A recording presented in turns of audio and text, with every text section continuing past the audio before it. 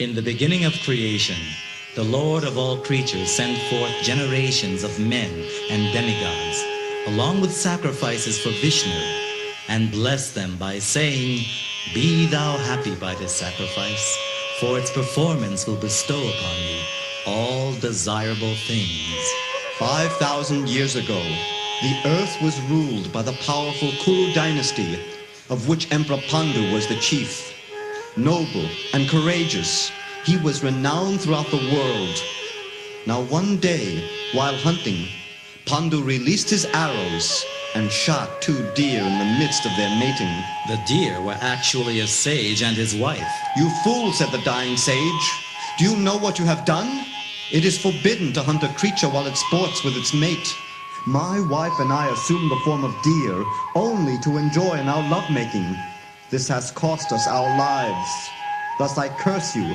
The next time you venture to enjoy the delights of sex, you also will die." The king, overwhelmed with grief for what he had done, resolved to live a life of renunciation. Now Pandu had 2 beautiful wives. Some years later, on a fresh spring day, he approached the younger one, caught hold of her, and forced her down. He thus evoked the curse. He left behind 5 young sons, who were placed under the care of Pandu's brother, blind, aging King Dhritarashtra. Pandu's sons were the rightful heirs to the throne, but Dhritarashtra had children of his own, and with the passing years, he and his son Duryodhan were consumed with a desire for world sovereignty, which spread and infected everyone around them like a malignant disease. My dear nephew, Duryodhan, why do you sit alone in your chambers and brood? You've not spoken to anyone for hours. This is not like you. What's the matter? Tell me. I'm your uncle and I love you. I'll help you, my boy. What is it? By my sword, I hate them. Who? The Pandavas, Yudhisthira and his brothers. They must be favored by the gods. How many times have we tried to destroy them? And how many times have they emerged unharmed? Shh, caution, Duryodhan. Walls have ears. Caution is my father's watchword, not mine. I cannot hide my thoughts behind a cloak of hypocrisy.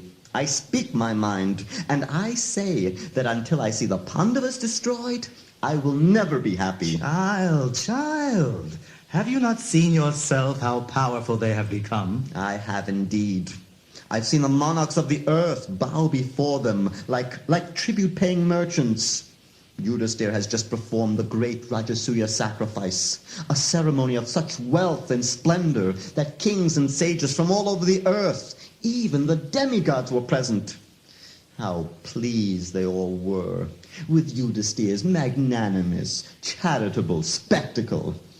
Wherever I go now, wherever I turn, someone is singing his praises. Like it or not, he is praiseworthy, my child. Praiseworthy? Yudhisthira has just been proclaimed master of the whole world. Ha! Yudhisthira and his brothers, masters of the world? And you should have seen their palace. The likes of it mortal eyes have never beheld. It was built by Mayadanava. Ah, the architect of the nether regions. Yes, and constructed in such a puzzling way that if you didn't know the tricks, you would sometimes take water to be land, land to be water. A masterpiece of illusion. And there was Yudhisthira seated amidst it all, like a god, surrounded by his brothers, attended by Draupadi, their queen. That palace should have been mine. Mine! As I entered that palace, I tried to pass through a doorway, or what I thought was a doorway, and smashed my head against a blank wall. Sorry. Everyone laughed at me. Then I saw what appeared to be water. I went closer and found that it was just a floor inlaid with slabs of marble. I tried to walk across it and fell in. It was water, a marble pond filled with very clear water. I was drenched. Again, everyone laughed. Krishna's queens were there, and they laughed. Draupadi laughed. Draupadi laughed at you? Draupadi, more beautiful than any woman I have ever seen, whom I wanted to the core of my soul. Yudhishthira's queen laughed at me. Uncle Shikunya, you say you love me. If you really love me, help me. Think out a plan which will make me master of this earth. As I said, the Pandava brothers are very powerful. They can never be defeated if we fight them in a war. But I have a weapon more powerful than mere steel. I can make their immense wealth yours. Not a drop of blood will be shed, nor will any blame be attached to you. No? No. Now cast off this depression and listen to me. It is not worthy of you. The Pandavas give up their wealth without fighting? What are you saying? This great Yudhishthira has one terrible weakness. Gambling. So? He loves gambling, but he does not know how to play. This will serve us. Yeah. I will help you by using the bones of my dead father. What? These dice. They obey my every command. No one in this world can play against me and win. We'll invite Yudhishthira to a game. I will make him gamble his entire kingdom away. But you must ask your father. My father? Get his permission. It will be like taking a toy from the hands of a babe. Trust me. I do, but my Go father's... now. Ask your father for his consent. You go to him. Take advantage of his blindness and tell him how depressed I am, how pale I am. This will surely evoke his sympathy. He is always concerned with what his brother Vidura will think. Overcome that concern. Perhaps you're right. All right. I will do it. Good. Now go quickly. The Pandavas think they have it all now. Their palace and queen and fame. What have they done to deserve it? I'm just as worthy as they. I've ruled my kingdom well. My subjects are all satisfied. But fate has her little tricks. One man struggles hard and does not achieve his goal, while another reaches his destination without much difficulty. Well, fate will not lead me by the nose as she does the common man. She will submit, as will all others, to my commands.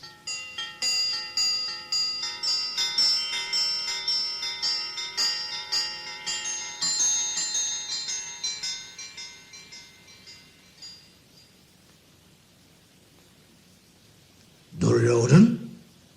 Duryodhan, my son, why did you not come to me yourself?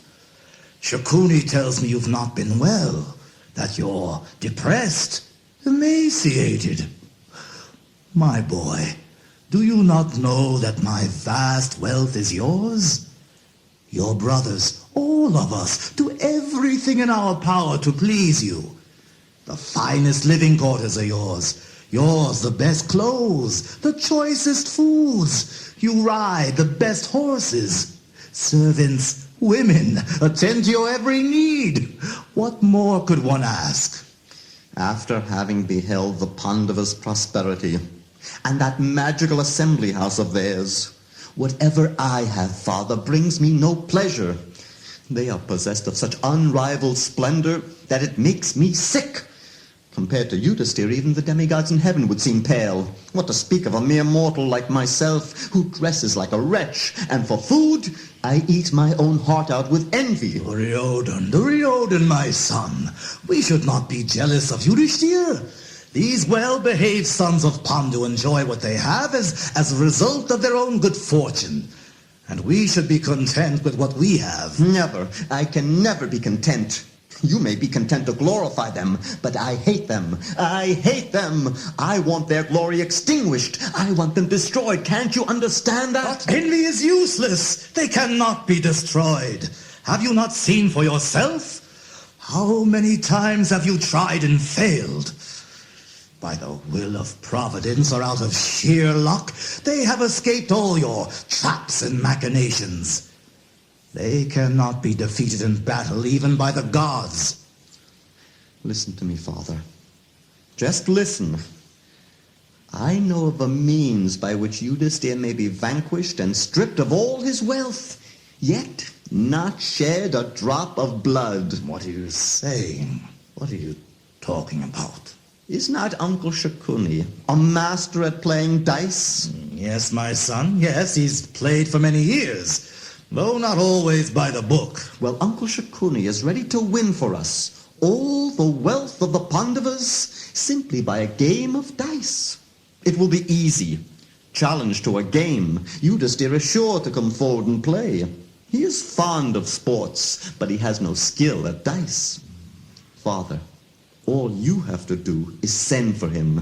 I do not know. You must allow this, Father. You must. These are sinful thoughts. I will consult with Vidura. He will know what should be done in this matter. Why must you always consult your stepbrother, who is born of a maidservant? Vidura is possessed of great wisdom. He will tell us what is good for both parties. Neither Vidura nor any of your ministers will ever sanction this. If you try to consult them and stop me, I will kill myself. I swear it. Duryodhana. Then you can be happy with your beloved Yudhisthira and your beloved Vidura, and you need never think of me again. Duryodhana. All right. All right. I will not consult anyone. I'll have my architects construct a magnificent hall, and when it is built, we will invite the sons of Pandu, and you can have your game of dice. I leave it all in your hands. Thank you, Father. Thank you. It is wrong. I know that it is wrong. These plans are base and foul. Yet what am I to do? Affection for my sons compels me to act despite all reason. Had I noble sons like those of Pandu, had I the sight of my brother, I might see this harsh world differently. Still, we must play the hand that we are dealt. Therefore, Shakuni, play your wicked game. Let destiny run its course. But let us beware of Vidura. Now Vidura was the younger stepbrother of King Dhritarashtra. He had been born to a maidservant at the palace, and thus had no claim to the royal throne. But Vidura was saintly, a great devotee of the Supreme Lord, and highly respected. King Dhritarashtra was very affectionate toward him, and Vidura was a great friend to the king. He tried always to guide him on the right path. Ah, Vidura. O king, what is all this talk I hear about a new assembly hall being built? I understand the Pandavas are to be invited. What is the reason behind this sudden hospitality? I also heard something about a game of dice that is to be played. You have heard correctly. Well, what has come over you? The Pandavas are now happy in their own city. You and your son Duryodhana have finally gotten rid of them. Can you not be satisfied now?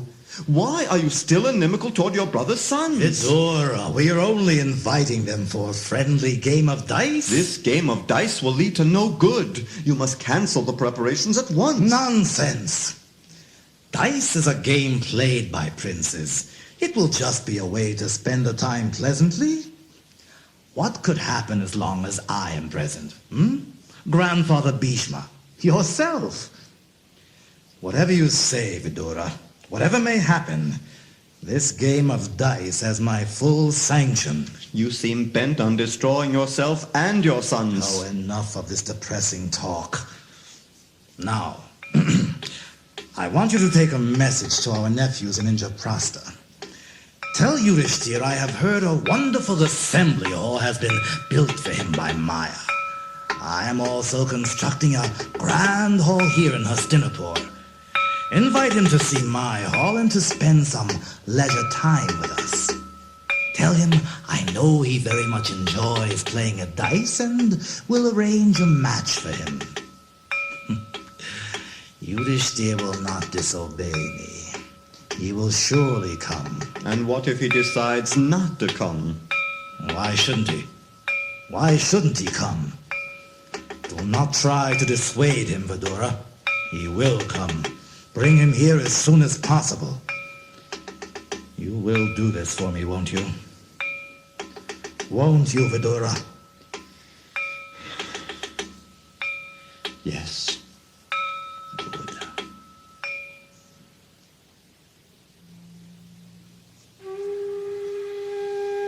Now previously, Dhritarashtra had agreed to divide the kingdom in two, half for his sons and half for Yudhishthir and his brothers.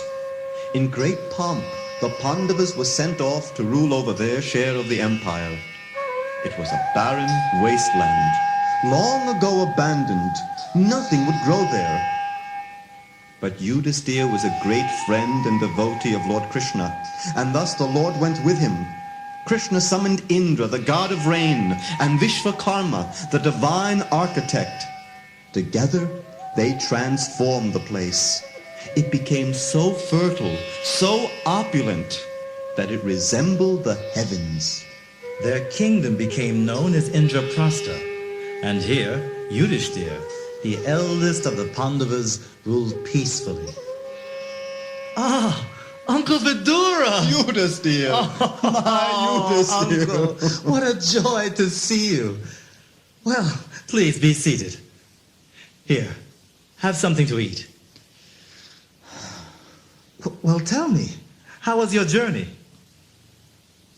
You look sad, Uncle. Are you not well? I'm fine. Well, is Uncle Dhritarashtra in good health? How are my cousins? To see you so unhappy pains me. Your uncle is in excellent health, and so are his sons. Dhritarashtra sends you this message. Let me see. What is it? It seems innocent enough. The king invites us to Hastinapur to play a game of dice with his sons. But what is the reason for his hospitality? This game must be the crux of the whole matter. Uncle Vidura, this dice match will be the cause of a quarrel between us. I can feel it. This is the cause of my unhappiness. I tried to convince my brother against this course of action, but he would not listen. He insisted that I come to you with this command. Can you tell me who my opponent is to be? Shakuni. Ah, Shakuni. So the cleverest has been selected. I am weak at the game, and Shakuni is a veritable wizard. But what can I do? I'm helpless. The king knows my principle, that I will never disobey the commands of my elders. But why should you obey him? This kingdom of yours does not belong to Dhritarashtra. You are not bound to obey him. It is my duty to respect him like a father. If he behaves like a father, yes, but not otherwise. True. True, this father is not well disposed towards me. He and his sons are jealous of my good fortune. He is not interested in our company. All he wants is this game of dice. I hate the game. With a passion, I love the game. It leads to nothing but corruption. But it is the unwritten law that elders must be obeyed. And when challenged to play, a warrior cannot refuse. Dhritarashtra knows that I will not refuse him, even if I wanted to. Even if it means dissension between you? There has always been dissension between us, ever since we were children and were placed under Dhritarashtra's care after father died. I do not wish to fight with them. I would rather give up my life than be the cause of war. For years, I have resolved myself not to speak a harsh word to any relative or any king upon this earth.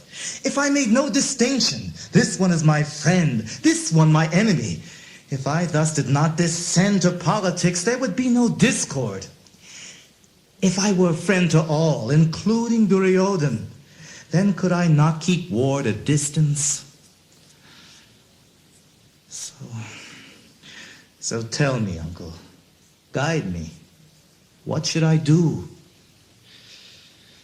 Fate pulls the strings, and we We are all but puppets in her hands. Then let us not despair. Let the will of Providence be done. Lord Krishna will protect us. Somehow. I am sure of it.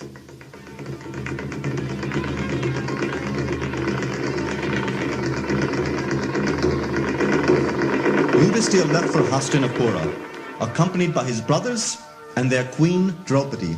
Excellent arrangements were made for their stay. They were cordially welcomed, their apartments beautifully furnished, and many servants attended them. Next day, the match began. The assembly hall was filled with elders and respected leaders of the Kuru dynasty. Stakes were wagered, jewels and precious stones. Shakuni played on behalf of Duryodhan.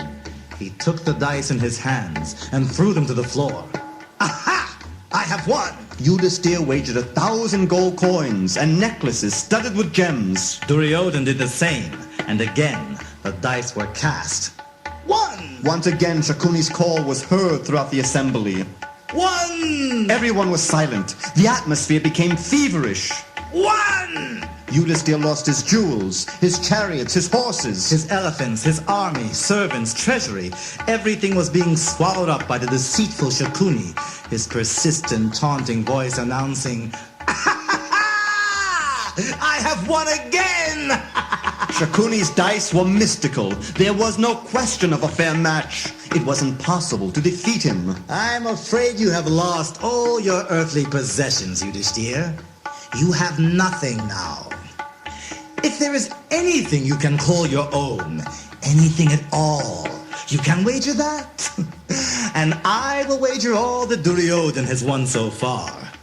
If you win, you can claim it all back, The madness of the game seemed to make Yudhisthira lose his reason.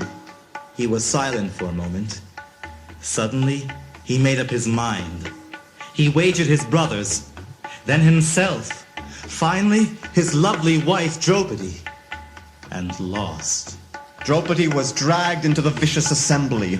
They wanted her stripped naked. The Pandavas were helpless. Draupadi raised her hands and cried out to her lord, Krishna, Krishna, Krishna, you are my only refuge. You are my life. Save me, please. The cheaters unraveled her sari more and more. But miraculously, no matter how much cloth was removed, the sari on Draupadi's body still remained. That supreme mystic, Lord Krishna, unseen, supplied Draupadi with unlimited cloth, and thus the honor of his devotee was saved. Finally, the Pandavas and their chaste queen were banished into the forest and could not return for 13 long years.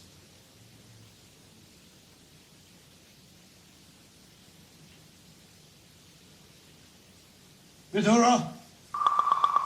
Vidura! Vidura! I am here. Why do you summon me in the middle of the night? I cannot sleep, Vidura. I cannot sleep. I have tried night after night, but I cannot. You are my only true friend, Vidura. You have loved me with all my faults. You must console me and make me sleep. Peace of mind has abandoned me. Why is that, my lord? A thief cannot sleep. A failure cannot sleep. One who has lost his wealth or who lusts after the wealth of another cannot sleep. So it is written. Surely none of these faults can be found in you. Sarcasm does not become you, Vidura.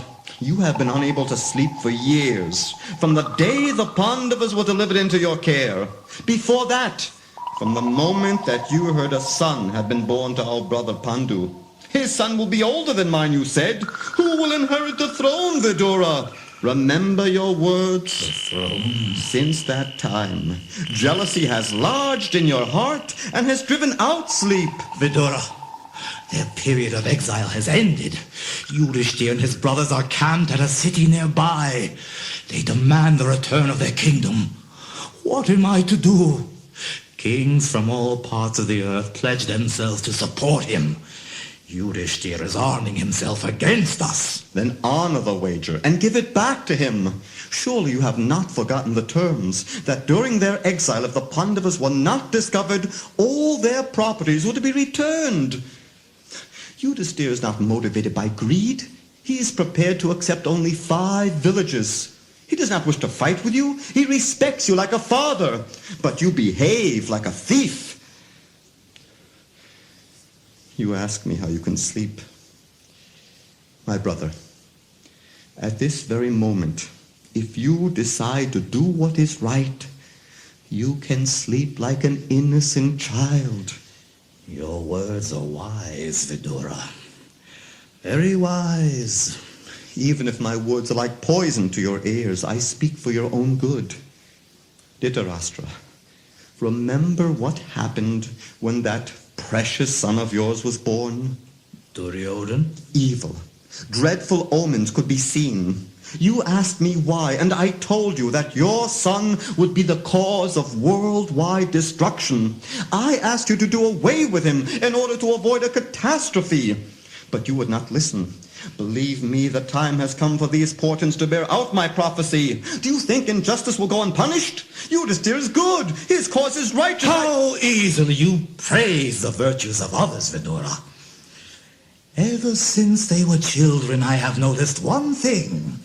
You were always partial to the Pandavas, always. You never liked my sons. You only tried to slander them. That is not true. Now you want to turn me against them, against my own, against Duryodhan. My brother, listen to me. I've come here to help you, to warn you. Go of me. Listen, the gods are witness to our actions, whether noble or base, and we must reap the results, whether in this life or in the next. The Pandavas are favored by the gods. Lord Krishna himself is with them. Go! My brother, I beg you, just give the Pandavas 5 villages to rule. 5 villages?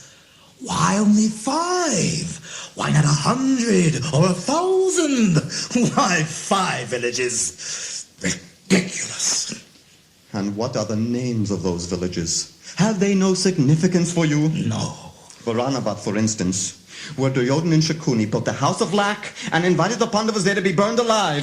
Jayanta, where the hall was built for that crooked gambling match of yours. Vipraprastha, where your son tried to poison his cousin Bhima. Indraprastha, the barren tract of land awarded them by you. Reminders that Yudhishthir has not forgotten. You named only 4, Vidura. He is allowing you to choose the 5th village yourself. A symbol of all the other injustices done to them. My brother, your son is offense personified. He is envious. Envious of me, of you, of the Pandavas, even of Lord Krishna. I urge you, rid yourself of this ill fortune as soon as possible and do good to our whole dynasty. I hear your words, Vidura, but I cannot heed them. They refuse to stay in my flickering mind as lightning does not stay in a fixed cloud. You want me to rid myself of my son, my eldest son? How can you ask that of me? No, Vidura, I cannot. I will not. Then expect neither sleep nor peace of mind. Farewell, my brother. Vidura? Vidura? Vidura? Vidura abandoned the intrigues of his brother's palace. He went on pilgrimage and visited the holy places, drinking the knowledge of the sages who lived there, whose sole purpose was to glorify the Supreme Lord and thus become freed from the bondage of birth and death. At the camp of the Pandavas, a desperate council ensued between Yudhishthir and his brother Arjun, the greatest of all bowmen. You ask me what is the value of further peace talks? A world war, my brother, will mean the death of thousands, millions. We must avoid this at all costs. Do you agree to that, Arjun? Of course I agree, Yudhisthira. But why does he send a messenger asking for peace, when at this very moment he holds the land which is rightfully ours? Unfortunately, Dhritarashtra is very misguided. Misguided? Yes, misguided. Blindness corrupts not only his eyes, Arjun, but his mind as well. He caters to the will of Duryodhan. That's his problem. When Duryodhan was born, he brayed like an ass. An evil omen if I ever heard one. And now, when our exile has ended, he still refuses to return our share of the empire. I must admit it is difficult to understand why he has not answered our messages and our request for only 5 villages. The Kurus take advantage of your well-known virtue, Yudhisthira. They would rather see us live as beggars rather than have us reign as kings, and that we will never do. But Duryodhan's greatest wrong was committed against Draupadi, brutally insulting our beloved queen, and for that reason alone he must die. Wait, Arjun. Though Duryodhan has treated us unjustly, still I am inclined to forgive him. Not as long as I live. Must I remind you? War with the Kurus could end in universal destruction. Victory would have little more value than defeat. Would our departed father wish to see us feuding with his brother's sons? No, Yudhisthira, he would not. Even as we speak, kings from all parts of the earth march towards Hastinapur to join Duryodhan. We too have allies, and they are prepared to give up their lives for us. There is only one hope left to prevent this mass slaughter. What is that, my brother? Lord Sri Krishna has volunteered to go to the court of the Kurus and ask Duryodhan to return our land. Ah, Sri Krishna. If anyone can convince Duryodhan, it is our dear friend, Lord Krishna. Yes, and if he does, then the house of the Kurus will live happily together. And if he does not? Then the world cannot hold us responsible for the ensuing disaster.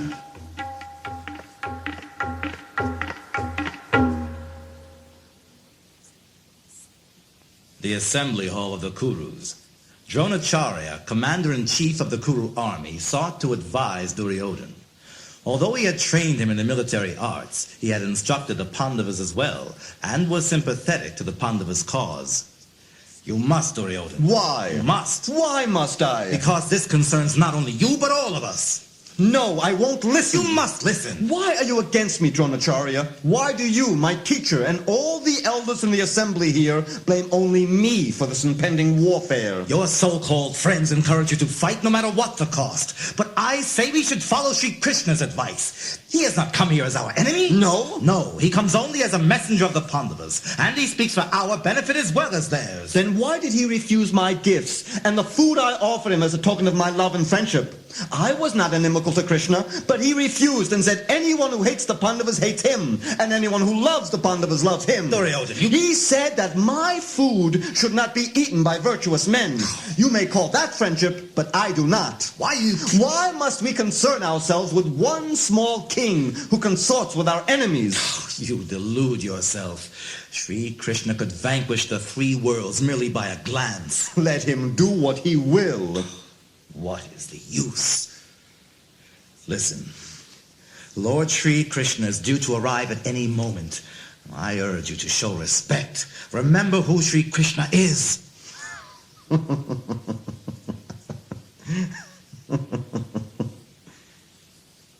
I will remember, Dronacharya. Do not fear.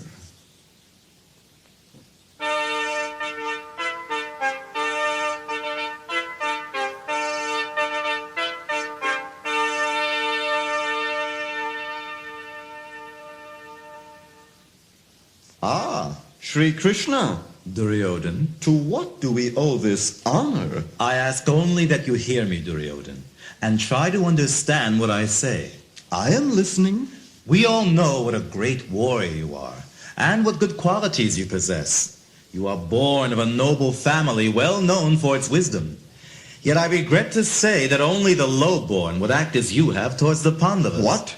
From the very beginning you have persecuted your cousins, yet they have not retaliated against you. You have many times conspired against them, while they have been generous to you. Generous? Yes, generous. Therefore I urge you, Treat your dear cousins with equal generosity. Do not be controlled by anger.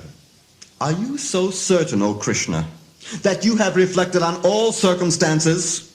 Why do you speak so harshly, without any reason, and find fault only with me? I do not find the least fault in myself, yet everyone hates me, even my own father. Duryodhana, I do not wish to criticize you. We all know how modest you are. Yet I ask that you make peace with the Pandavas.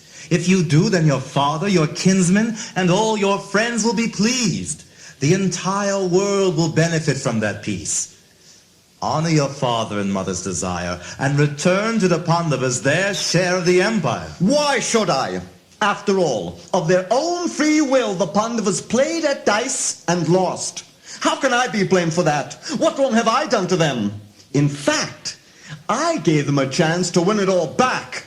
Is it my fault that the invincible Pandavas lost their kingdom again and were forced to live in the woods? All you say may be true, but now their time of exile has ended. They have abided by all the terms of the wager, and so should you. Oh, should I? Well, I thank you for your impartial advice. I shall further discuss the matter in the company of friends. Do not let greed overwhelm you. Listen, the land you speak of was given to the Pandavas by my father out of fear and when I was a child.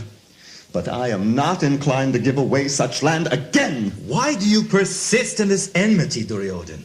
Why are you too blind to see the advantages of peace? Shed this hatred, now, as a serpent sheds its skin, and emerge from it with a new brilliance. Give half the land to the Pandavas. They are warriors, are they not? Let them fight for it. Look around this assembly, Duryodhana. Look at your sons, your brothers, your kinsmen. Shall they all perish on your account? My account? Let history not record that you have exterminated your family and destroyed its achievements. Make peace. Peace, peace, peace! Yes, Duryodhana, peace. And the Pandavas will anoint your father as emperor of the earth, and yourself as heir apparent. Be happy with them, and I promise you, good fortune will be yours forever. Need I remind you, Krishna, that the highest duty of a warrior is to die on the battlefield, on a bed of arrows, rather than bow down to an enemy.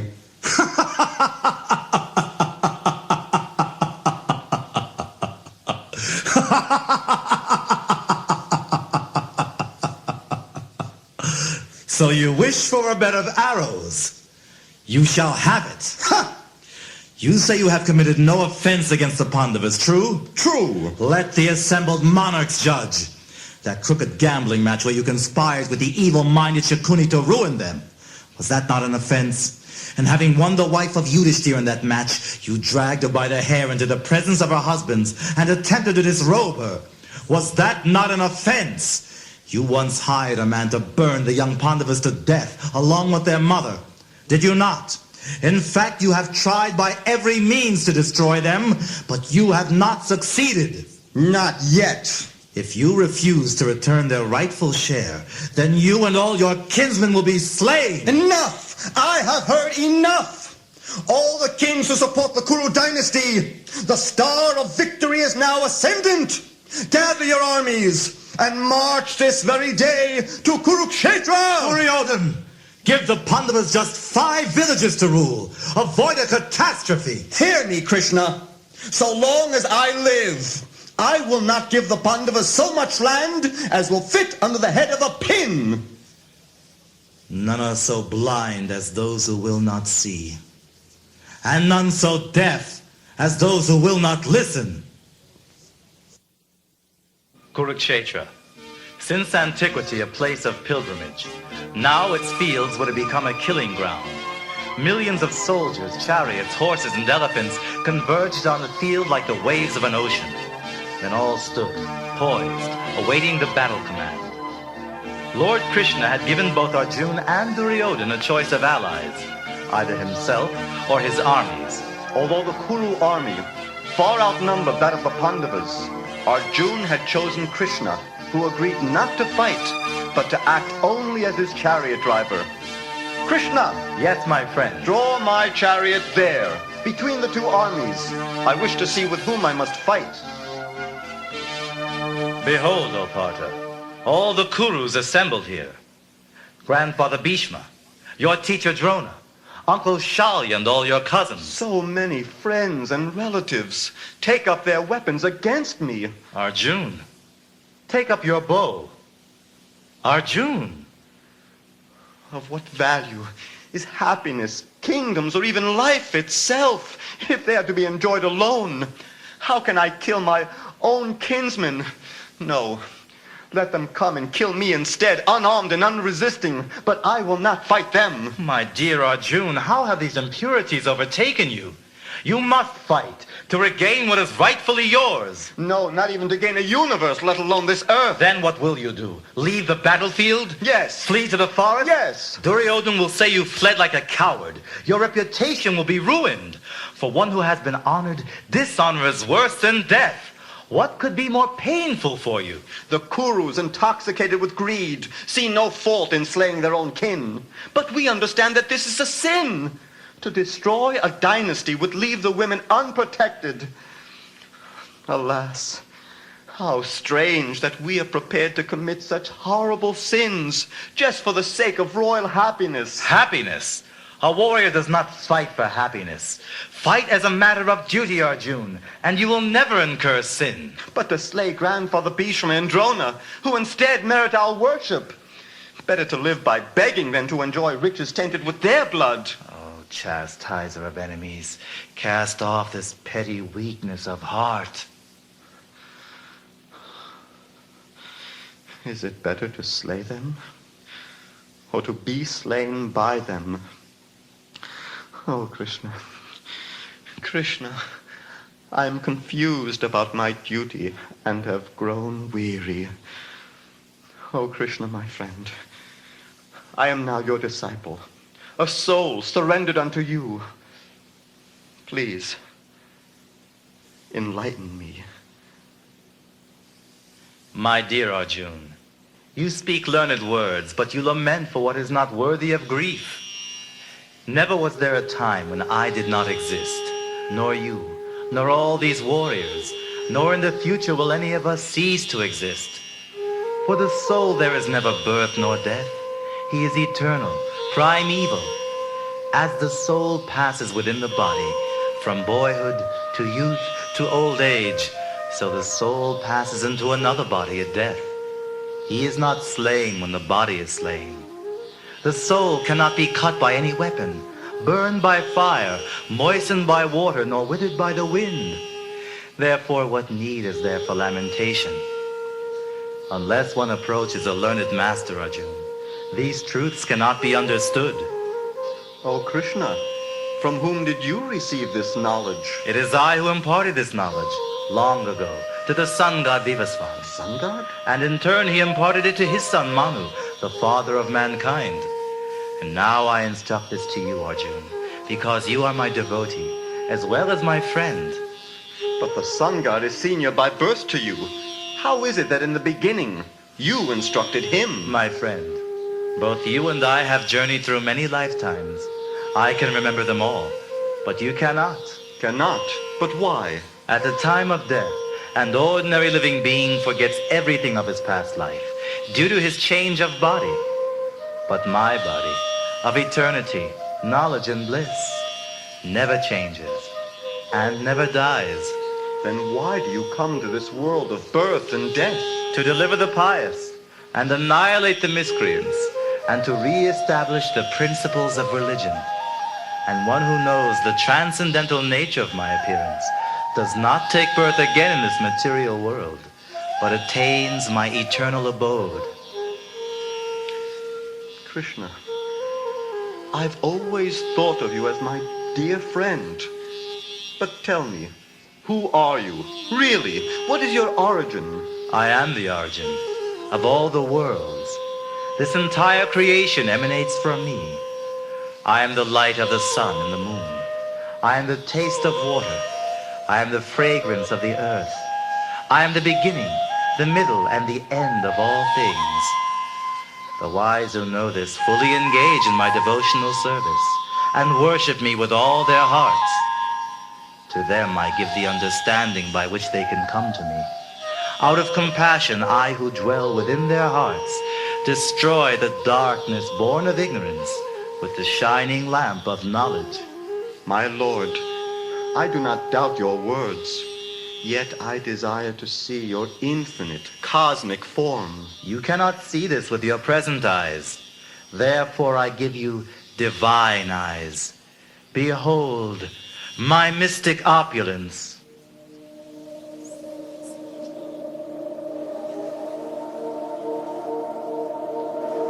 O Lord of the universe, I see in your body all the great sages and demigods, chanting the sacred hymns and bowing before you.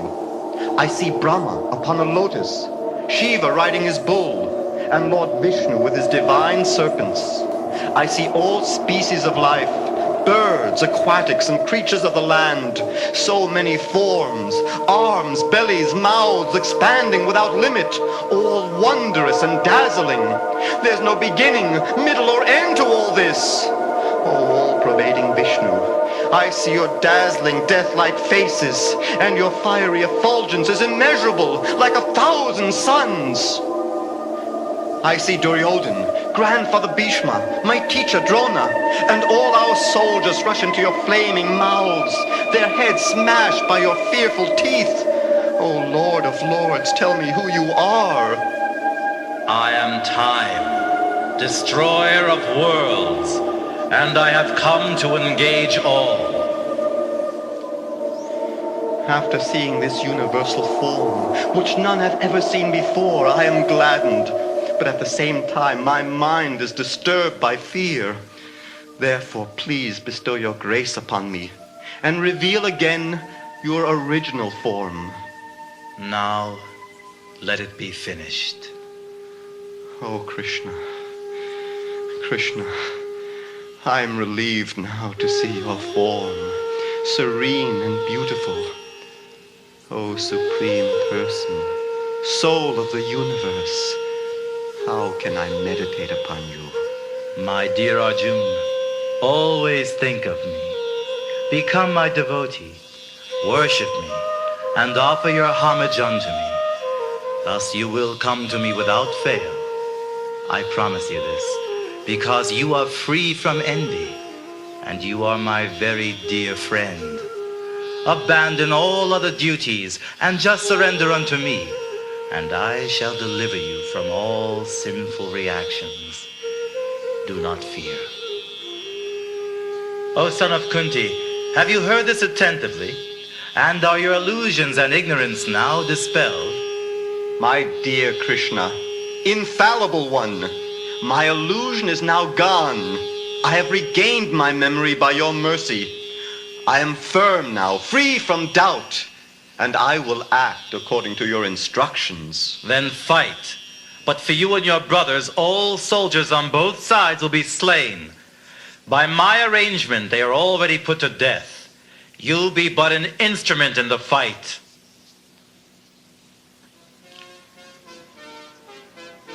At Kurukshetra, the battle raged for 18 days. Warriors possessed with unimaginable prowess fought courageously on both sides. The battlefield, strewn with millions of bodies, assumed a fierce, awful aspect. Chariots crushed to pieces. Warriors and charioteers, ornaments, steeds, and banners smashed, broken, and torn. In the end, the Pandavas were victorious, and Duryodhan, tired and wounded, left the battlefield to take refuge in a secluded place. Meanwhile, Yudhishthira and his brother Bhima went to search him out. Vidura! Vidura! Behold, your prophecy come true. Look upon this mangled wretch, destroyer of his dynasty. Oh, Father, you are blessed that you do not have the eyes to see your sons and loved ones lying on the battlefield, their lifeless forms entwined with those of the enemy. Gazing upon that carnage, who now can distinguish between friend and foe? How you must condemn me, Father, that for a golden crown I have caused such devastation. What?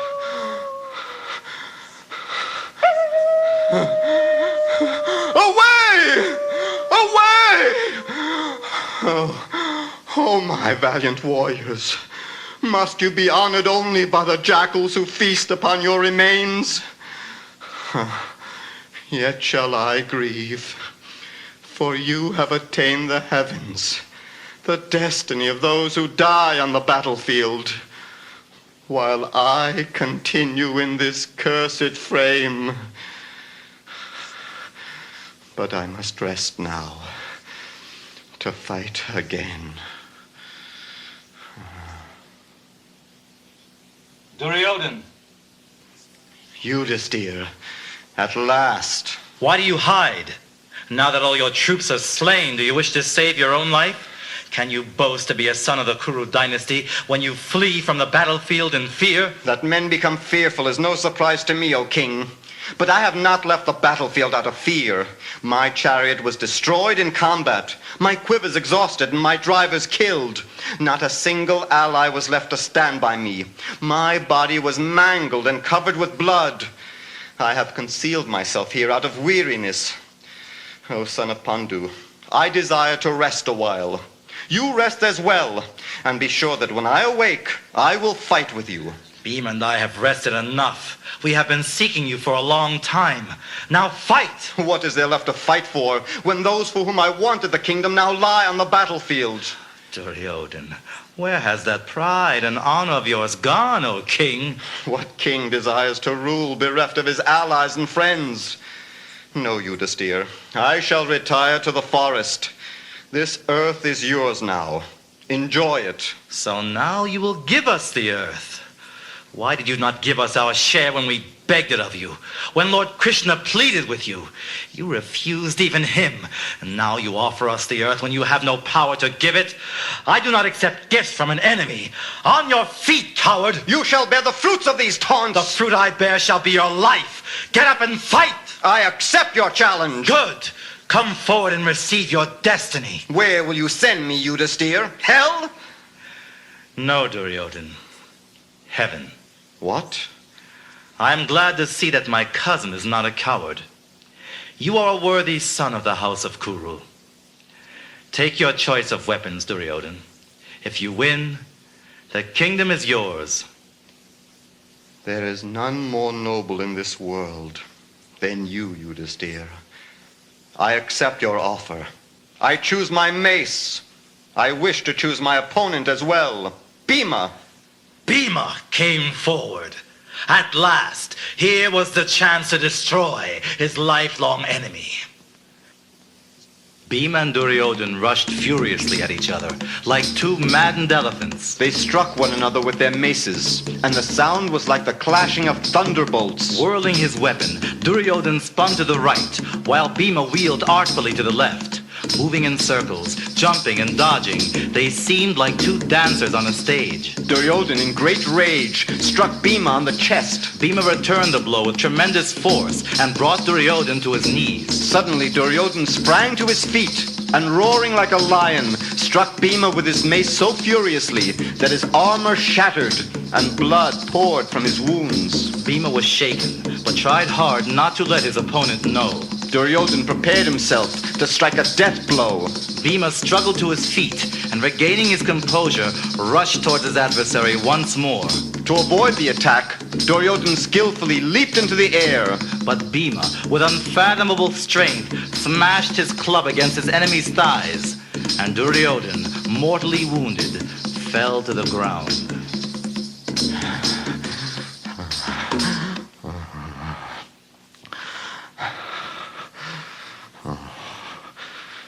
This earth is yours now, with all its thorns removed.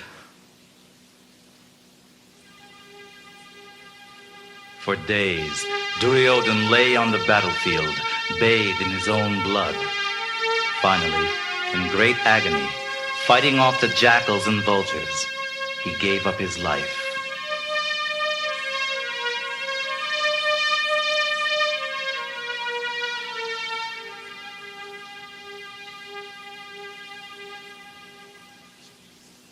but Krishna accomplish the mission for which he descended, to rid the world of unscrupulous kings and their military forces, and to establish Yudhisthira as emperor of this earth.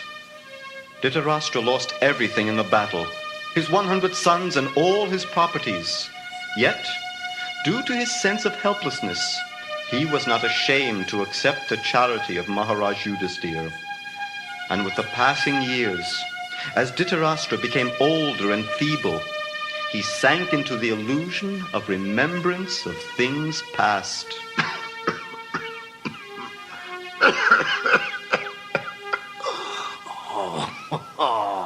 You should listen to your father, my boy. Oh, no, don't engage in dice playing, Duryodhan. I told you, it's wrong. I'll build you a palace better than Yudhishthira's. You are dearer to me than my very life. Don't you know that, my boy? I'll command it. I'll command that they build you a grand hall. Dhritarashtra. A grand hall for your pleasure. Dhritarashtra. Who's there? Who's there? It is I, your majesty. Who is it? Yudhishthira. What? Oh, Vidura. My brother. Vidura, is it you? It's been so long. Years. Oh, I told him not to play. I told him, Vidura. I He would not remember. listen. He would not listen to me. And now... you're here again. Oh, Vidura. How long has it been? Years. Where did you go? On pilgrimage, where the hills and the orchards and rivers and valleys are all pure, and where the deities of the unlimited Lord decorate the temples. Where have you been? Pilgrimage. Pilgrimage. Oh, yes. What did you do? I engaged in service to the Supreme Lord. Oh, the Lord. Yes, Vidura. That was always your calling, ever since you were a child. Yudhishthira says you yourself are a holy place. Yudhisthira is very kind. I hope I've served my subjects as well as you served your Lord. Your subjects? Yes. What is a king without service to his people? Oh? Are you yet a king? Of course, Vidura. Am I not? Oh, Yudhishthira. My Yudhishthira always addresses me, Your Majesty, Your Majesty. Yudhisthira is very kind. Yudhishthira is a saint. My brother, is Yudhisthira maintaining you well? Maintain? Yes. Why not? Is that not his duty to his king? Of course. Of course. How long, Vidura? Since Kurukshetra. How long has it been? 15 years. That long? You've been gone that long? But I'm here now, Dhritarashtra. I've come back for you. 15 years? How could I live so long without them? My sons, my precious boys. I told him not to play. I told him, Vidura. I told him.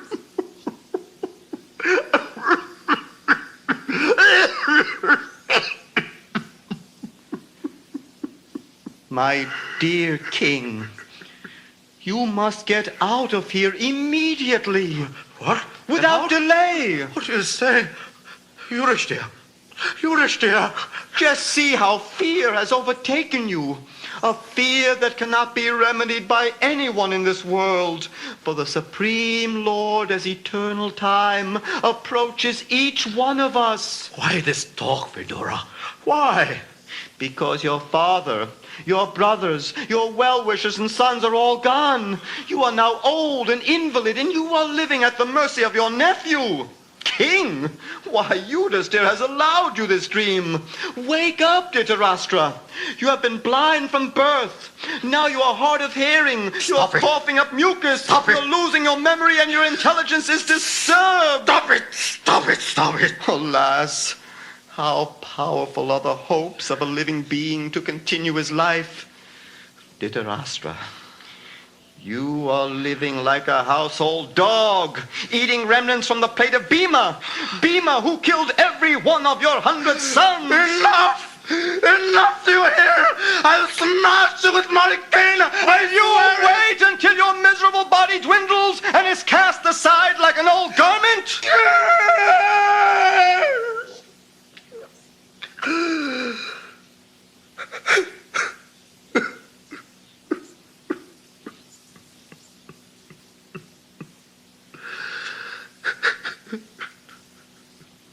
My dear brother, he is undisturbed who goes to a secluded place and freed from all anxiety, quits this body when it becomes old and useless. Such a man understands the falsity, the misery of this world, and takes shelter completely upon the Supreme Lord within his own heart. Vidura, help me. Then come. Come with me now to the north, to the Himalayas. My family, Yudhisthira, I must bid them You must tell no one. There's not a moment to lose. For the time soon approaches, a time of darkness, which will diminish all good qualities of men. No, quickly, come now. There's not a moment to lose.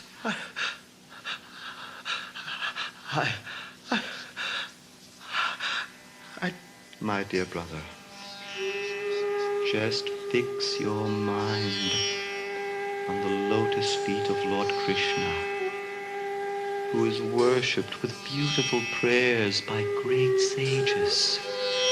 Krishna. Then will Krishna be my savior?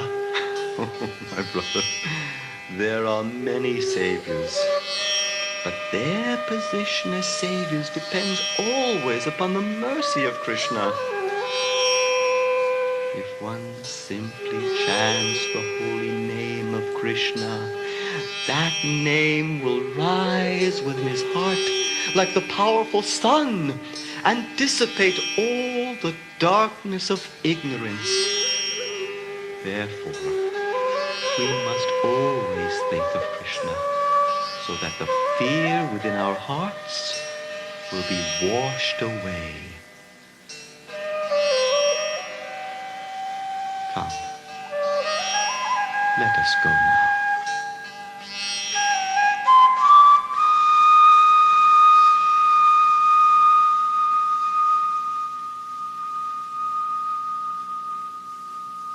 Arjun went to Dwarka to see Lord Krishna and inquire from him of his future plans.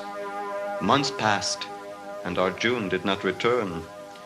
King Yudhisthira then beheld fearful omens throughout his land, for the Kali Yuga, the age of darkness, had begun. No word from Arjun. 7 months since he left for Dwarka, not a word. If only he'd return, just to bring news of Lord Krishna. Oh, Krishna, this head, though adorned with a golden crown, if not bowed before you, is a heavy burden only. And these hands, though decorated with glittering bangles, if not engaged in your service, O Lord, are like the hands of a dead man. By your grace only, our prosperous kingdom and good fortune have been possible. When you are with us, fear retreats to a distant place. How cold it is, unusually cold. Such disorder in the seasons, rain when the sun should shine. And throughout the country, farmers are losing their crops. It's frightening, unnatural, as though the direction of eternal time had changed. And I'm astonished at the disturbances in my kingdom, the greed of my people, the anger, the deceit. The simplest dealings are corrupted by cheating now. Quarreling separates parents and children, husbands and wives. The cry of a she-jackal. She cries at the rising of the sun and vomits fire. Oh, this pigeon, fluttering about like a messenger of death. And the shrieks of the owls and crows, it's as though they would render the whole universe void. See how smoke encircles the sky. The wind blows violently, blasting dust everywhere, creating darkness. Clouds rain blood. What is this extraordinary time? What is coming? All is bereft of beauty, devoid of happiness. My people confused, enraged, and weeping. And weeping. Even the deities in the temple appear to cry, lament, and perspire. They seem about to leave. What calamities await us? I fear the age of destruction has begun.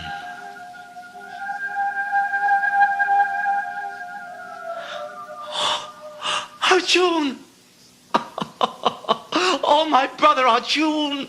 Home at last! Oh, welcome, welcome! How we've lamented in your absence. Oh, please, please sit down. You must be tired. Oh, my brother, tell me. Are our friends and relatives of the Yadu family well? Are they happy? How are Pradyumna and Aniruddha? Uddhava and the others, Lord Krishna's constant companions? Do they remember our welfare? Arjun, are you well? Why do you look so pale? Arjun, what's wrong? O King, the Supreme Personality of Godhead, who treated me as an intimate friend, has left me. What? I have lost him, whose separation for a moment would render all these universes void like bodies without life. Krishna, gone? The King of Heaven and all the demigods once took shelter of these arms, marked with the Gandiva bow. And I, empowered by Krishna, defeated their enemies. Now I am bereft of the Supreme Lord, by whose influence I was made so powerful.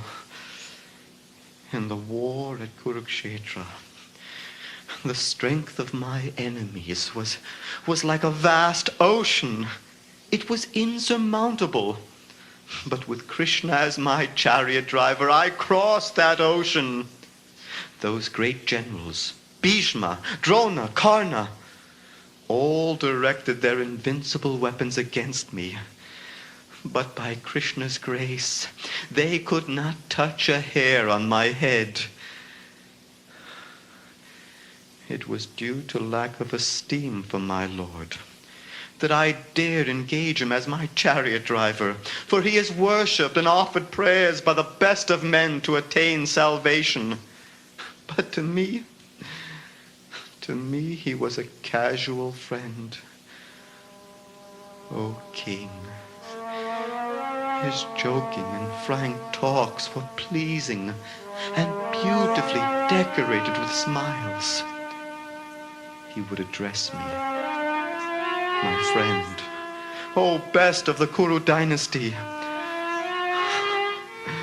We'd live together, eat, sit, and stroll together.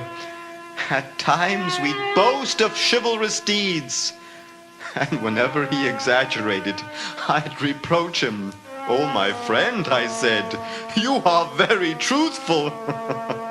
Remember, Yudhisthira? Even in those moments when I minimized his greatness, he would tolerate my words, just as one true friend excuses another, or a father excuses his son. "Oh, Emperor! On the road from Dwarka, I was defeated like a weak woman by a band of infidel cowherdsmen while I guarded Krishna's queens.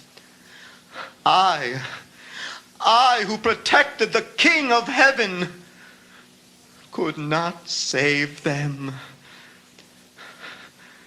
I have the same Gandiva bow, the same arrows, the same chariot drawn by the same horses, and I use them as the same Arjun to whom all kings offer their due respects. But in the absence of Lord Krishna, all my powers have become null and void. Arjun. Arjun, my brother. Do not all things occur by Lord Krishna's supreme will? Is it not by his will that we experience happiness, and by his will that we also experience distress?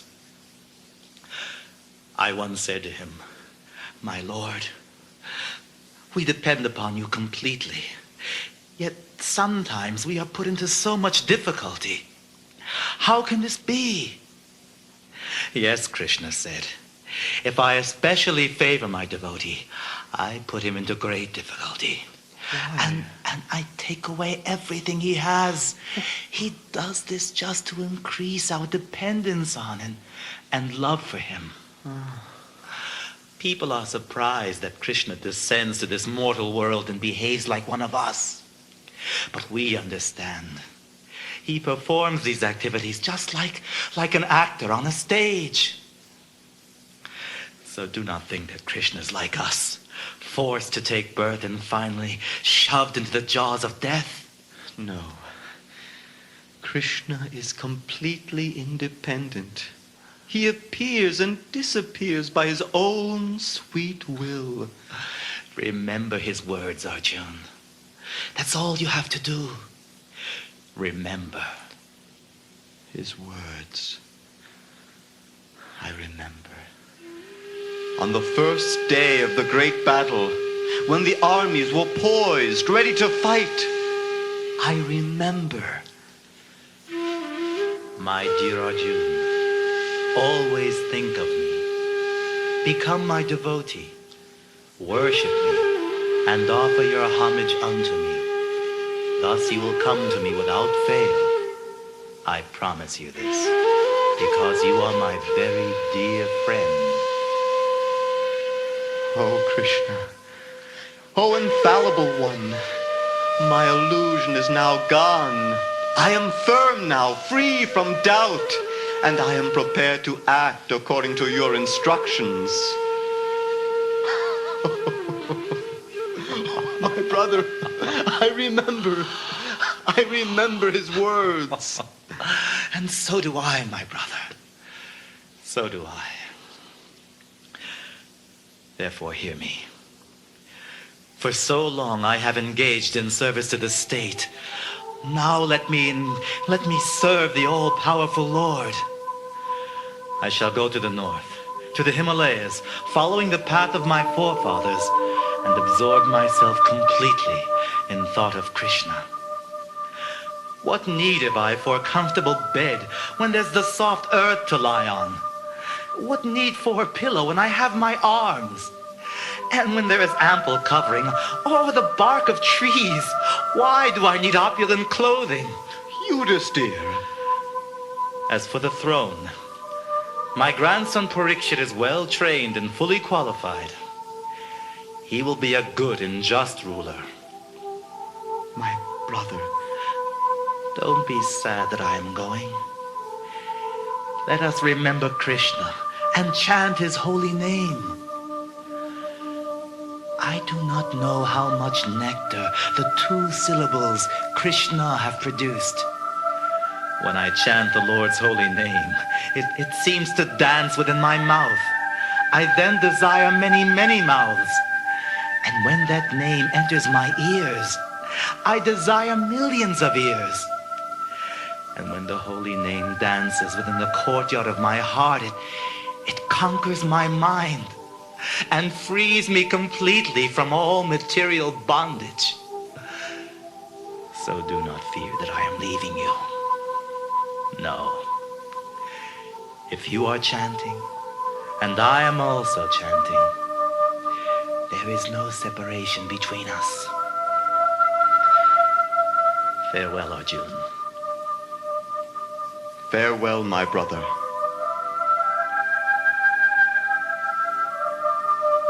O Krishna, as the river Ganges forever flows to the sea, let my attraction be constantly drawn to you. I will follow you, Yudhisthira, all the way home.